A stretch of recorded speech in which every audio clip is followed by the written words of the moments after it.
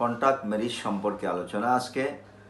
আইয়ামি জাহিলিয়া তথা বর্বর যুগের যেগুলি খারাপ আমল ছিল সাথে সাথেই নিষেধ করা হয় নাই আল্লাহর পক্ষ থেকে, দীর্ঘ সময় পরে হারাম করা হয়েছে, প্রায় 15 বৎসর পরে হারাম করা হয়েছে। যেমন ঘুষ, মদ, এগুলি আস্তে আস্তে ধীরে ধীরে হারাম করা হয়েছে। সেরকমভাবেই নেকায় মোতা অর্থাৎ কন্টাক্ট ম্যারিজ, সেই বিবাহটাও খায়বার যুদ্ধের পরে 7ম হিজরিতে নবী করিম সাল্লাল্লাহু আলাইহি ওয়াসাল্লাম হারাম করেছেন। ওই সময় গৃহপালিত গাধার গোশত খাওয়া হতো আইয়ামে জাহিলিয়াতে, সেটাও তিনি খায়বার যুদ্ধের পরে নেকায় মোতা অর্থাৎ কন্টাক্ট ম্যারিজ এবং গৃহপালিত গাধার গোশত হারাম করে দিয়েছেন।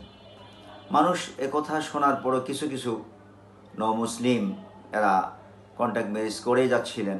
তখন রাসূল করিম সাল্লাল্লাহু আলাইহি ওয়াসাল্লাম একবার উমরায় গেলেন।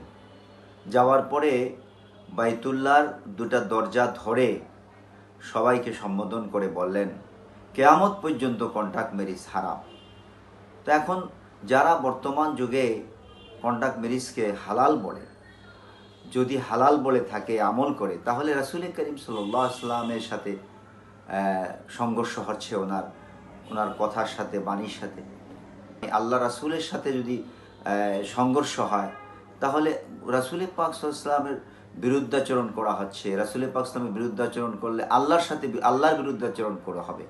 কারণ রাসূল পাক সাল্লাল্লাহু আলাইহি ওয়াসাল্লাম কোনো কথা নিজে থেকে বলেন নাই, ওমা ইয়ানতিকু আনিল হাওয়া ইন হুয়া ইল্লা ওয়াহয়ুন ইউহা। অতএব কন্টাক্ট ম্যারেজ কিয়ামত পর্যন্ত হারাম। আমাদেরকে আল্লাহ পাক এ ব্যাপারে সজাগ থেকে আমল করার তৌফিক এনায়েত করেন। আমিন।